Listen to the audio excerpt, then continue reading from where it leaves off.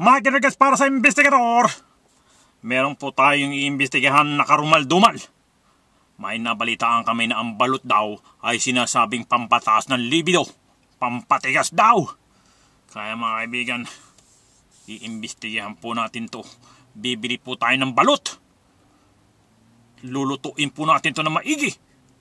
At ating tutunghayan kung ito po ay magpapatigas.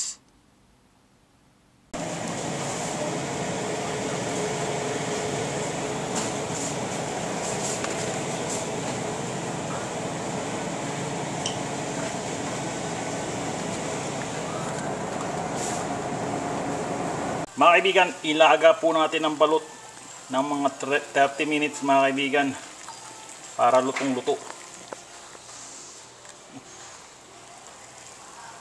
Okay, luto na siya mga kaibigan. Natin pong buksan ang balot mga kaibigan. Ayan po.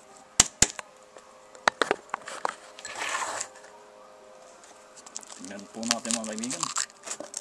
Ayan po ang balot. Aba, may sabaw po mga kaibigan. Susubukan natin po. Ayan po mga kaibigan. Wala may sabaw siya mga kaibigan. Ayan po. Ayan po. Kuha tayo ng asin. Lagyan po natin ng asin mga kapatid. Ayan po. Tapos mga kaibigan, hikupin natin.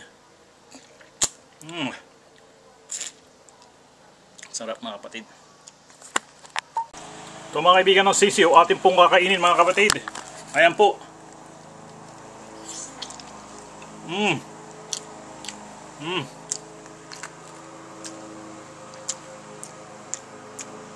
Nalalasahan ko ang parang balahibo ng sisiw.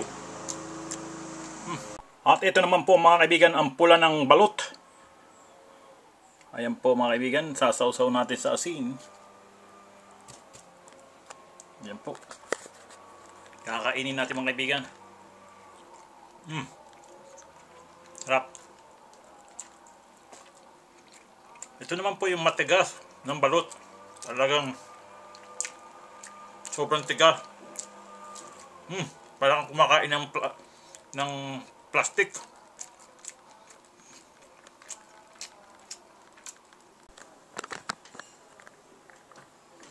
Mga kaibigan, tapos na akong kumain ng balot mga kaibigan. Mga 30 minutos na lumipat. Pakiramdam ko may tumitigas nga sa akin mga kapatid. Silipin ko nga kung tumitigas ha.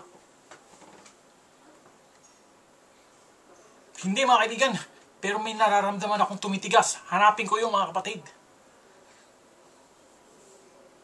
Mga kaibigan, ang mga tuhod ko tumitigas. Talaga naman pala ang balot ay pampatigas ng tuhod.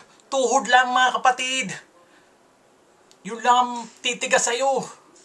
Kung umaasa ka na titigas yung ay hindi. Yan po ang aking report. Mike Enriquez para sa investigador.